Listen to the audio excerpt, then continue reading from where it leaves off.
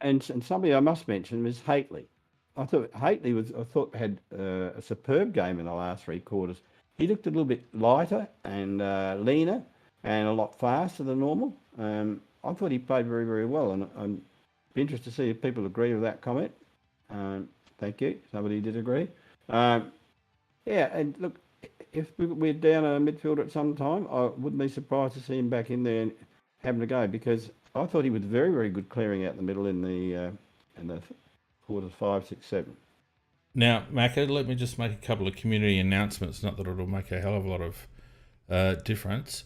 Those on YouTube, you'll need to go back, and there'll be another live stream on the channel at the moment. So the one that was going crashed. Hopefully it's saved. Otherwise, lost half the stream. But you can continue to watch the stream by going back to the channel, and you should see the new live stream feed coming through. Didn't like that transition that I put on Nuzz. So, but what it did allow me to do, Mac, was get myself a nice bottle of wine, a glass of wine. So thanks, Nuzz.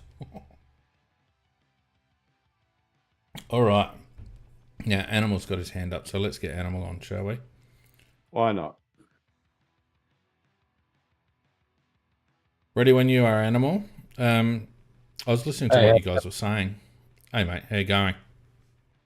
Yeah. Build up my Dutch courage to put my hand up. Well done, mate. Good work, good work. Feen and I wish ourselves all the time, mate, but we go on. I got myself a nice whiskey. I'm good to go. No, look, I didn't want to really say much that hasn't already been said, but I just was curious about what you guys thought about the 5th, 6th, and 7th quarter or period, or whatever you call it, with the twos. Yep. Well, I liked it, actually. It was an opportunity for the whole squad to have a run on the same day. Yeah. And, in front of their own teammates as well. So I just thought, for togetherness and for completeness as a club, I thought it was a very good thing. Yeah, my thought I agree was like, with that. Yeah. My thought was just that it was really great to see the twos come out and dominate so much, because it puts all the pressure on the ones. Like, I think everyone in the ones knows that there's a lot of good young players sort of coming up looking for spots, Yeah, I think that was the key. That was the key, Animal. That I feel like there is going to be pressure for spots this year. The gap between our good and our not so good is narrowed substantially, in my opinion. And there's probably half a dozen blokes in that. Yeah, in that second 22, there's probably half a dozen blokes, I reckon, that could quite easily get a run in the A's without too much trouble. You talk about blokes like Gallant. I heard Macca and Sensible talking about Gallant before, and I do hope that he has enough patience to hang around, because I think he's a quality kid. And I'm sure that there's going to be other AFL clubs sniffing around going, hey, what are you doing playing in the twos? So, the development of the squad, it just goes to show that it just takes time. It just takes time. And as long as you don't make too many missteps in your squad management, whether they're good enough to carry us to a flag, well, time will tell with that. But they're certainly back, and it's a competitive squad now, in my opinion.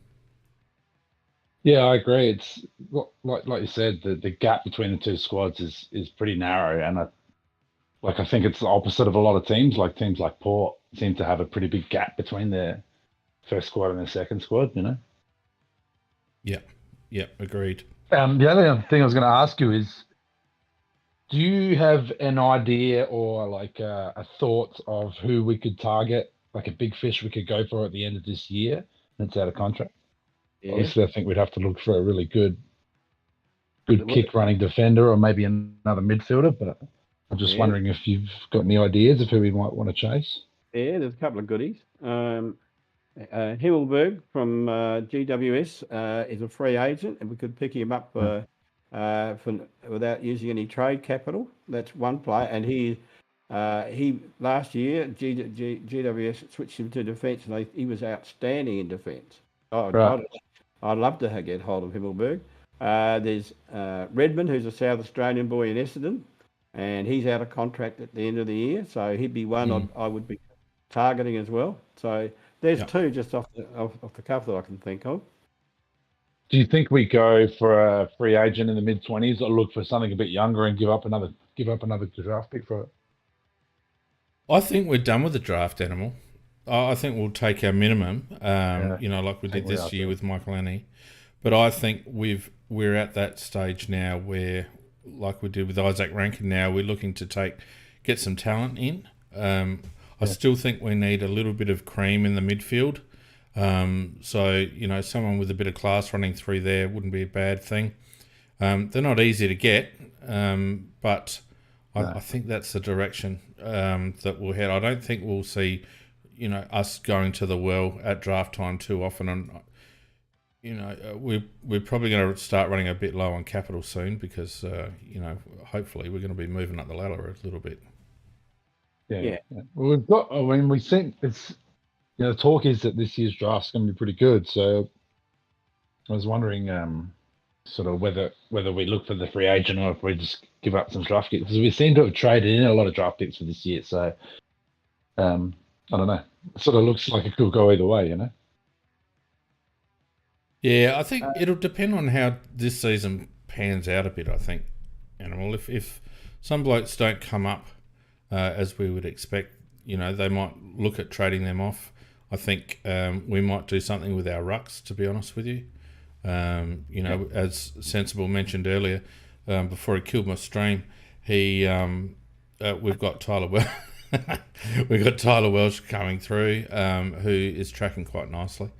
So a few options still, but I think it'll be a talent search rather than going to the draft again. There will be a few players coming out of contract at the end of the year, though, Feen, and they've got to really show that they're going to be an AFL player. These are players mainly that will be probably their second year or maybe their third year, and they're still not in the A's. And there's probably 3 or 4 of them I can think of that this season's very important for them to. Otherwise, I'll go. It seems pretty obvious that the trend in the whole competition now seems to be for players to want to move where they want to go, as opposed to like it was a few years ago, whereas like they felt when they were like, had to be more loyal to the club that drafted them. Yeah. These days it seems to be a little bit more less loyalty involved, and it's like players like, look, it's my career, I'm going where I want to go, sort of thing. Well, a lot of it is the go home factor, actually. If you take for example Richmond, they've got 2 really, really, really quality midfielders from GWS, and easy for them to target them because A, they're a better side, and B, they're Victorians and they're bringing Victorians home. So it's one of the reasons why clubs like South Australian clubs and West Australian clubs, etc., lose players back to Victoria. And it is a go home factor. It's a very big thing, the go home factor. Seems to be getting bigger and bigger. Pretty Lukosius signed for 4 years. He would have been pretty handy in our back line. Sorry, I'm not as big a rap on Lukosius, and I know for a fact that he's embedded himself up there. He's not coming home anytime soon. No, he's re-signed for about another 4 years or something, 3 or 4 years, and on top of that, he's got a house up there. So, and I don't think he's ever reached the potential everybody thought he was going to reach either. But Macca, let's be honest, Isaac Rankin is only just reaching his potential in probably the last 6 to 12 months. Now, Jack Lukosius is a taller player. And Fogarty. Fogarty's another classic. I wouldn't write Jack Lukosius off too quickly. He's got a lot of good attributes. You don't get taken high up in the draft for nothing. And yes, there are the outliers, but, he had a very good junior career. They take a little while to develop. I'm not writing Jack Lukosius off at all at this stage. I think he'll be more than that. Where he plays is probably the question, because he probably hasn't grown quite as much as what they expected. So he came in, probably the expectation was that he was going to be a key position player. He's probably not going to be that now. So they just need to work out where he's going to play. But he's got plenty of talent. Yeah, What he about doesn't. Wangadine Miller? Do you reckon there's a chance we get him? Now I would you are like to get talking. him back.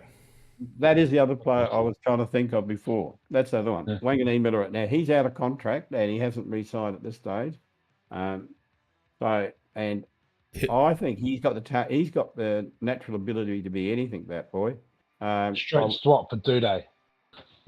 Yeah, well, I watched him all last year, and you could see him actually growing during the season, just getting better and better with every game under his belt. And I think he's going to end up being quality. So I'd love to get hold of him. Yeah, 1990 on the chat agrees. Wooden Spoon has picked the one that I would like to go for, and that's Elijah Hollins.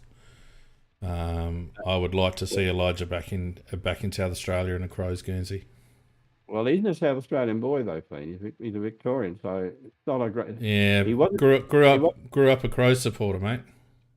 Well, I'd love to get him too because he started to explode towards the end of last year. He just this year he will grow. He will really grow this year. He's going to be a good player this year. I'm trying to think of the name. There's another guy from Essendon that'd be great to get as well. Can't think of who it is though. Young guy from South Australia. What's his name? Not Draper. Oh no, that's another one, but that's not what I was thinking of. Anyway, doesn't matter. But well, thanks for the chat. I was just Very curious good about some of that stuff. Like it. I enjoyed Legend it. Animal. Nice to talk to you, mate. Thanks, mate. Thanks. Cheers.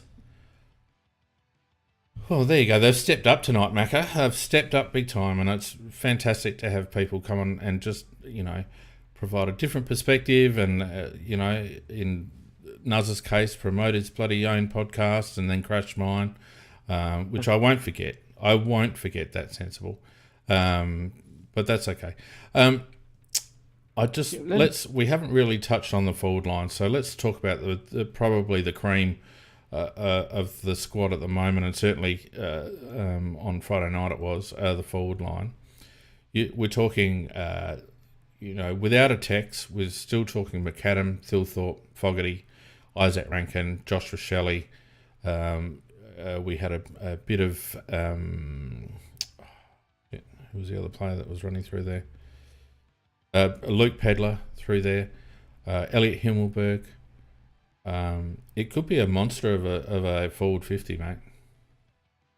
Yeah, well, he could be. I agree with you.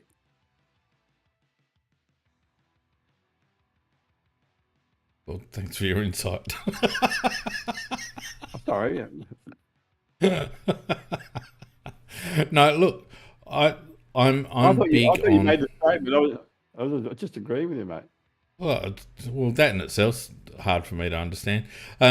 I think having the three bigs there, Himmelberg and Thilthorpe, and let's call Fogarty a big, even though he doesn't really play big, but having those three there and having Tex in there as well, and then having blokes like Rankin and Rochelle at the feet, it's the forward line I've dreamed of. And the problem that we've often had with the Crows is that when we've had a great forward line, we've had a shit midfield and they haven't got enough service. And when we've had a really good midfield, we haven't had a great forward line, which kind of happened for a lot of the Rashudo, McLeod, Goodwin years where our forward line was not our strength. And I just hope that we can gel those two parts of the ground at the same time, because if we get those two right, goodness me. Well, Himmelberg was a bit of a surprise to me, in the sense that he's obviously done a lot of power of work, Himmelberg, because he looks pretty lean too, Feen, and looks very fit. He was running better than normal, and I thought even his ruck work was pretty handy because he was jumping off the ground quite well. I think he did better than Rob actually, and when he goes up forward, it takes a good player to mind him. So he's a very handy player. Certainly is. I've often said that he could be the Matty Robin of our team. I think he's more than serviceable. He clearly wants to be at the club. He did a power of work in the off-season. Mac, I've been told on good authority that him and Thilthorpe actually had their sneakers taken away from them by Burgess because they were doing so much work. So, that's unusual. You don't really want like I've always thought that there was a player there. You know, I've been on him and off him, Himmelberg, and on him and off him and on him and off him, but there's a player there. But what I liked was that he looked to be clunking a few marks. Again, his over his head work looked a lot better. But he just looks fitter. He's getting to the ball more often, getting to contests more often. It definitely looked a lot more mobile, Pete. A lot more mobile. So wasn't lumbering. No, there were stages. You know, last year he had a good period at full forward, and then there was a period where he couldn't get a bloody kick, and he was sort of a little bit up and down, and he was a little bit lumbering, but he looked a lot more mobile. Yeah. So a lot to like up forward. I would imagine that our average scores are going to go up. You know, all this assuming we can get enough service in. But as I said at the top of the show, what I liked, not only the firepower that we've got up forward, but the way we're using our forwards, the movement, the movement off the ball when they're not a primary target, and the delivery into 50 was a lot more considered. There wasn't anywhere near as much dump kicking into the forward 50 from bloody 75 metres out. We were carrying the ball up the ground further using short kicks and handball, and we were using the ball into forward 50 far more decisively, looking for a target. So I like what they're trying to put together. It'll be interesting to see how it holds up under pressure, Macca. That's when disposal starts to drop, and that's where decision making can be impacted. But certainly, as it stands so far, really like what I see. Yeah, we haven't mentioned Miller actually. I thought Miller was pretty handy too. Yeah, not too bad.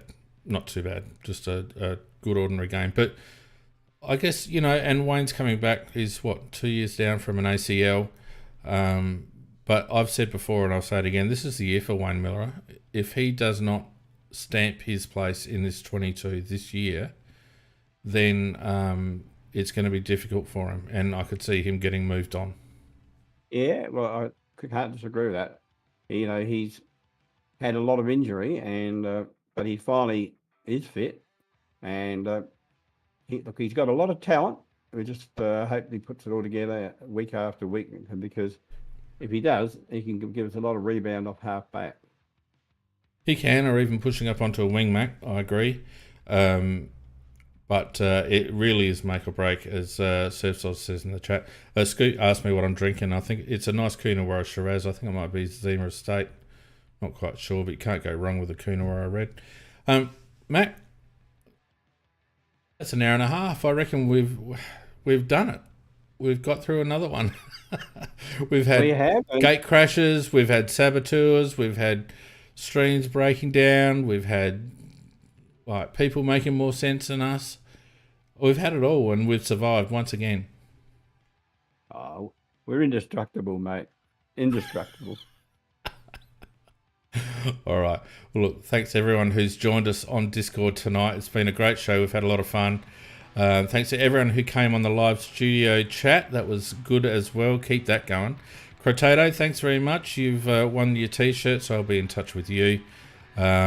Thanks to everyone who's also joined on YouTube. Apologies for the cut-off, and thanks for those who picked up the second half of the stream. I'll try and join those two together.